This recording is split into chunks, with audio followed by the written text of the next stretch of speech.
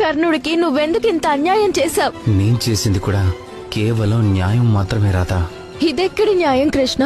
వీరుడి శక్తులన్నీ తీసుకుని యుద్ధానికి పంపించడం ఇది న్యాయమా? ఒక్కసారి ఆలోచించు. ఇప్పుడు కర్ణుడి నుండి నేను ఈ కవచ కుండలాలను తీసుకోకపోతే యుద్ధంలో ఏం జరుగుతుంది? కర్ణుడు అర్జునుణ్ణి అంతం చేయగలడు. తను అంతమైన తర్వాత పాండవులంతా ఒక్కొక్కరుగా చంపబడతారు. కర్ణుడు లాంటి మహావీరుడు ఎవ్వరూ లేరు. తన మనసు పవిత్రమైనది. అతడి మనసులో ధర్మం వసిస్తుంది. తనంతటి దానవీరుడు ఇంకెవ్వరూ లేరు రాధా. కాని తను ఈ యుద్ధంలో అధర్మం తరపున పోరాడుతున్నాడు. రాధా, నువ్వు ఒక్కసారి ఆలోచించు. ఈ యుద్ధంలో అధర్మం తరపున పోరాడుతూ కర్ణుడు తన 5 తమ్ముళ్లను చంపితే పాపం చుట్టుకోవడం మాత్రమే కాదు, ఈ మహాభారత గాథలో ప్రతినాయకుడు అనిపించుకునేది దుర్యోధనుడు కాదు, కర్ణుడే. రావణుడు హిరణ్యకశిపుల కంటే కూడా చెడ్డవాడైపోతాడు రాధా.